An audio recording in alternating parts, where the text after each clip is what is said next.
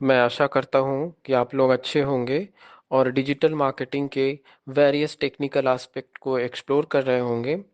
आज की वीडियो में हम बात करेंगे कि अगर आपने पहले से कोई वेबसाइट बना रखी है या आपके सिस्टम में बनी हुई है तो उसको लाइव कैसे करेंगे और उसको वेब सर्वर पे कैसे ले जाएंगे। तो इसके बारे में बात करते हैं। तो सबसे पहले हम लोग स्टार्ट करने से पहले हम आपको दिखा देते हैं कि ये वेबसाइट कहाँ पे है। तो जैसे अगर आप पहले लोकल सर्वर के लिए अपाची यूज करते हैं तो उसके लिए आप जानते हैं कि अपाची में सभी प्रोजेक्ट एज अ फोल्डर में होते हैं।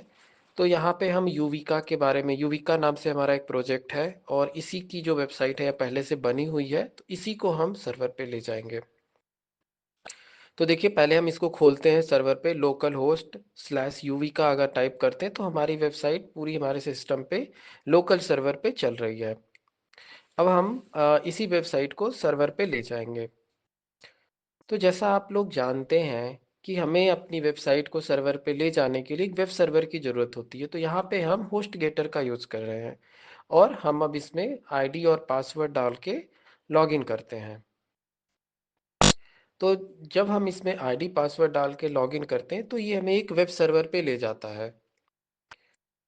तो ये हमें कंट्रोल पैनल पे ले जाता है और जहाँ से हम अपनी वेबसाइट को की सभी चीज़ें मैनेज कर सकते हैं, इसको लाइव कर सकते हैं।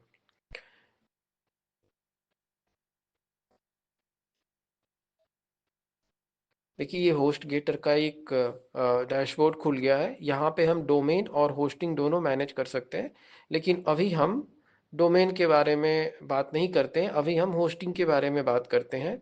और यहाँ से हम कंट्रोल पैनल पे जाते हैं, गो टू सी पैनल जिसको बोलते हैं।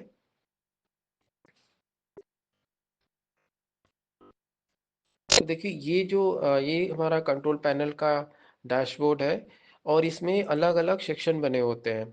जैसे यहाँ पे देखिए ईमेल सेक्शन है। तो ईमेल सेक्शन में ईमेल अगर हम प्रोफेशनल ईमेल बनाते हैं या उसका कॉन्फ़िगरेशन करते हैं तो वो चीज़ें यहाँ से सेट होती हैं। ये जो फाइल वाला सेक्शन है, इस फाइल वाले सेक्शन से ही हम वेबसाइट को होस्ट करते हैं या उसको लाइव ले जाते हैं। जो डेटाबेस सेक्शन है, अगर आपका वेबसाइट डायनेमिक है या आपका डेटाबेस के थ्रू कोई डेटा फेच होके आ रहा है या कोई ऐसे फीचर्स हैं तो उसके लिए यूज करते हैं ये चीज़ें, डेटाबेस सेक्शन को।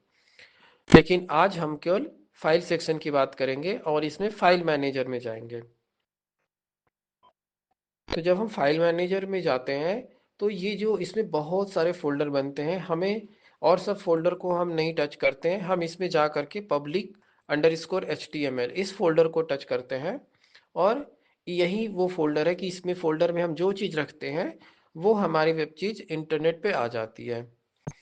अब जैसे कि जब हम कोई भी वेबसाइट को लाइव करते हैं तो इन सभी फोल्डर में सबसे इंपॉर्टेंट होती है index.php। जब आप हमारे वेबसाइट के एड्रेस को जब आप हिट करते हैं तो ये आईपी एड्रेस इस लोकेशन पे आता है और उसमें index.php फाइल को सर्च करता है।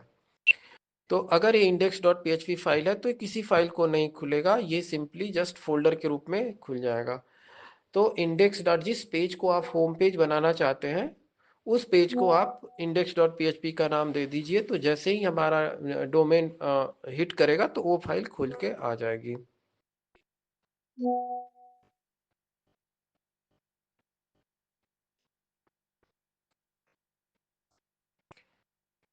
तो अब क्या करेंगे, अब हम जिस फोल्डर को उस पे अपलोड करना है तो पहले उस फोल्डर में जाते हैं लोकल मशीन पे, उसको कंप्रेस कर लेते हैं in the format of zip file. तो देखिए ये यूविका डॉट जिप के नाम से ये जिप फाइल बन गई। अब यहाँ पे जितनी भी हमारी फाइलें हैं कोडिंग वाली डॉट पीएचपी वाली फाइलें, उन सबको यहाँ पे अपलोड कर देंगे। तो फाइल अपलोड में गए और यहाँ पे उस एच टी डॉक फोल्डर में जाएंगे और वो जो जो हमने जिप किया है यूविका डॉट जिप इसको अपलोड कर देंगे। तो यहाँ पे ये फाइल अपलोड हो रही है, थोड़ा सा टाइम लगेगा, धीरे धीरे ये पूरी फाइल अपलोड हो जाएगी।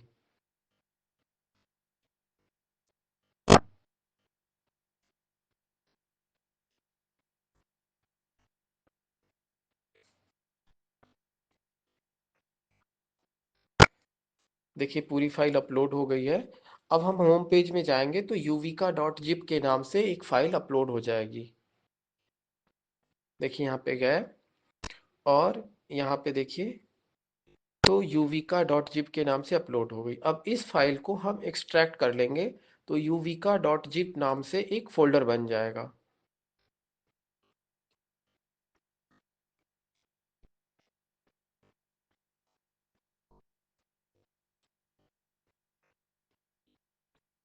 देखिए यूविका नाम से एक फोल्डर बन गया।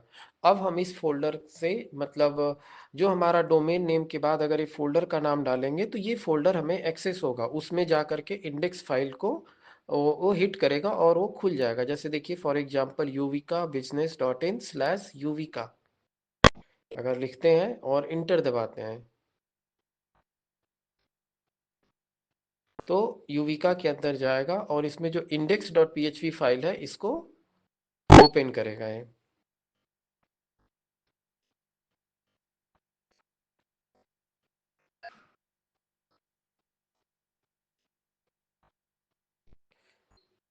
तो जो public underscore H T M L ये जो फाइल है उसको रूट फाइल बोलते हैं और उसके अंदर जो फोल्डर होते हैं उनको सब फोल्डर बोलते हैं। तो जब हम कोई भी वेबसाइट की फाइल को अपलोड करते हैं तो जिस फोल्डर में अपलोड करते हैं वो उस फोल्डर का नाम प्लस फाइल का नाम डालने से वो फाइल एक्सेस हो जाती है। देखिए ये पूरा ऐसे ओपन होके चली आई क्योंकि यहाँ पे आगे कोई फाइल नेम नहीं है तो automatic default index dot PHP file खुल के आ गई। अब मेन चीज जब ये होती कि अगर हम चाहते हैं कि ये हमें वो फोल्डर के थ्रू एक्सेस ना करना पड़े, हमें रूट फाइल में जाए, तो यहाँ पे जो भी यूवी का फोल्डर के अंदर फाइल है इसको मूव कर देंगे public underscore H T M L file में।